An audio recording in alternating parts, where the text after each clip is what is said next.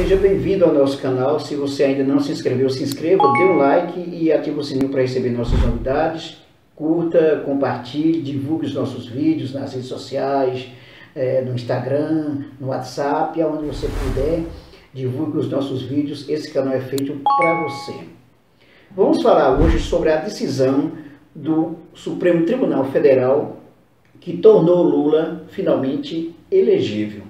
Tem muita coisa ainda para correr daqui para diante, mas finalmente se decidiu que Lula pode ser sim candidato agora a presidente da República nas próximas eleições de 2022, com essa decisão do Fachin, que tornou o Moro incompetente no que diz respeito à questão geográfica, que todos os processos do Lula não poderiam ter sido analisados lá em Curitiba. Falando nisso, se pergunta o seguinte: e o Fachin não sabia que desde o início o Moro era incompetente do ponto de vista territorial? A 13ª Vara de Curitiba era incompetente para julgar esse caso de Lula? O Supremo Tribunal Federal, os 11 ministros do Supremo Tribunal Federal já não sabiam disso? Essa é a questão que se coloca. A verdade é que o Fachin ele tentou dar uma jogada de mestre, um checkmate. Uma jogada de mestre, de xadrez, um checkmate, fazendo o seguinte: ele fez o seguinte cálculo: se torna incompetente a 13ª Vara Federal de Curitiba, significa que os processos de Lula, eles voltam à estaca zero. Não é que foram anulados, voltam à estaca zero. E se torna incompetente a 13ª Vara de Curitiba, significa que o Sérgio Moro não poderia ter analisado, conduzido todo o processo contra o ex-presidente Lula, principalmente no caso do triplex, que ficou mais evidente. O fato que ocorre é o seguinte: é que o Lula, na verdade, ele se tornou um alvo de perseguição por parte da Lava Jato, do Sérgio Moro e do Deltan Dallagnol. Quando o Fachin decide essa história aí de que, olha, a 13ª Vara de Curitiba é incompetente, na verdade ele está querendo salvar a Lava Jato e salvar o Sérgio Moro. Ainda tem uma questão no ar aí que ainda vai dar muito panos para manga. Qual é a questão? É que, tornando incompetente a 13ª Vara de Curitiba, como se tornou por 8-3, se tornou incompetente a 13ª Vara de Curitiba, os processos devem ir para Brasília ou para São Paulo. O ministro Alexandre de Moraes, por exemplo, ele critica essa história de ir para Brasília. Ele não entende por que ir para Brasília, senão São Paulo. Então, quando o Fachin ele decide essa história de, olha, vamos tornar incompetente a 13ª Vara de Curitiba, porque os casos que estavam relacionados à Petrobras, eles devem ficar na 13ª Vara de Curitiba. Caso não estejam, né, então eles não poderiam ir.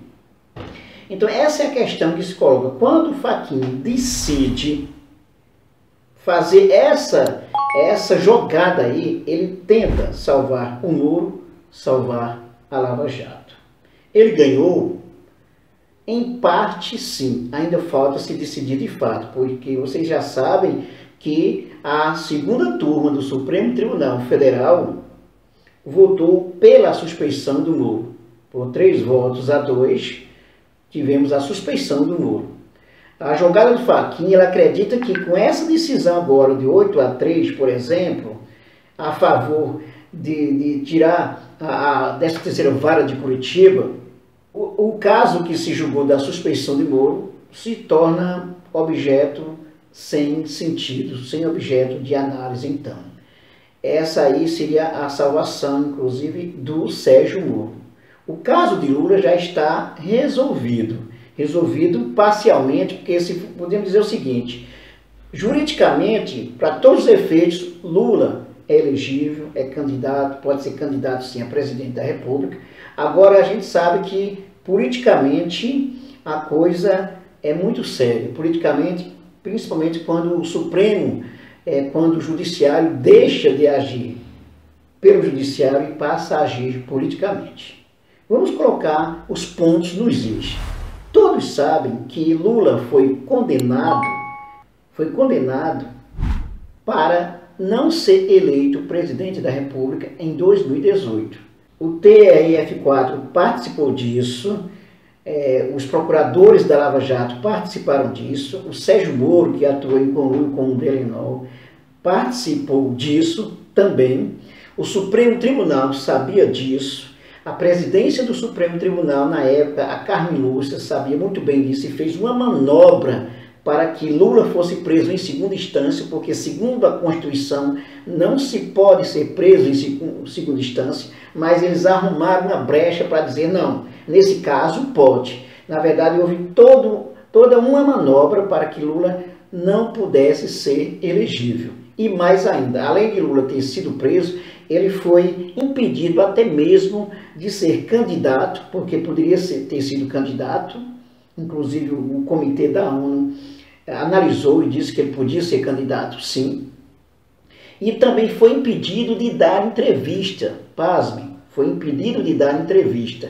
Qualquer cidadão brasileiro, solto ou preso, pode dar entrevista, sim. Lula foi impedido de dar entrevista. O ministro Luiz Fux, por exemplo, quando ele era o vice-presidente do Supremo Tribunal Federal, que na época era o Dias Toffoli, ele, no plantão, decidiu que Lula não poderia dar entrevista. Isto significa o quê, pessoal? Significa uma perseguição. Todo o processo contra Lula foi um absurdo, um verdadeiro lawfare. Utilizou-se o judiciário para perseguir um cidadão, um candidato. E Lula foi impedido, sim, de participar das eleições de 2018 e, devido a isso, como consequência disso, tivemos a eleição do Jair Bolsonaro. Se não fosse isso, a história teria sido outra. Podemos dizer o seguinte, né? Se não fosse isso, a história teria sido outra. E podemos dizer mais ainda, o Supremo Tribunal Federal errou sim durante todo esse processo. Lula foi condenado injustamente, sem provas contra ele, e todo o processo de suspeição que foi feito. As mensagens que foram adquiridas com o hacker de Araraquara, o Delgatti, deixaram muito claro de que Lula foi sim alvo de perseguição da Lava Jato, do Deltan Dallagnol, do Moro, inclusive com o apoio direto dos Estados Unidos. Portanto, o que o Supremo Tribunal fez nesse momento agora, nada mais foi do que fazer uma correção, pelo menos parcialmente. Agora se pergunta, e os 580 dias que Luiz Inácio Lula da Silva, o ex-presidente Luiz Inácio Lula da Silva, foi preso injustamente, como fica? Quem paga por isso? Quem vai trazer a vida de volta da Marisa Letícia, a sua esposa, que faleceu devido a todo esse processo de perseguição, sim, da Lava Jato? Quem vai trazer de volta a normalidade das coisas? Ninguém.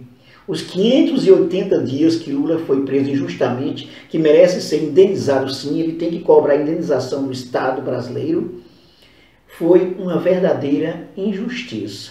Agora o Supremo Tribunal Federal fez, de certa forma, uma correção. Mas a gente sempre fica com uma pulga atrás da orelha. O que é que o Supremo vai fazer mais ainda? Será que vai querer interferir mais ainda do ponto de vista político? Porque se não fosse a interferência do Supremo Tribunal Federal, ou a leniência do Supremo Tribunal Federal, se não fosse inclusive aquele maldito Twitter do Vilas Boas, que ameaçou o Supremo Tribunal Federal e que o Supremo Tribunal Federal calou-se naquele momento, se não fosse tudo isso, a história do Brasil hoje teria sido outra. A história do Brasil hoje teria sido outra, sim. Nós não estaríamos nessa situação de avanço do fascismo que está, inclusive, perturbando a vida de todos os brasileiros. E aí, votamos sim, nós temos sim uma polaridade entre Luiz Inácio Lula da Silva e o Jair Bolsonaro. Desde muito tempo temos uma polarização, se antes era Lula e PSDB, agora temos Lula e Bolsonaro, sim. Essa é a realidade do nosso Brasil e não podemos negar isso. Agora é o momento exatamente de colocar as coisas no eixo, porque Lula é o único candidato possível de vencer as eleições de 2022. Inscreva-se no nosso canal se você não fez isso ainda, dê um like, ative o sininho para receber nossas novidades, curta, compartilhe, divulgue e comente os nossos vídeos.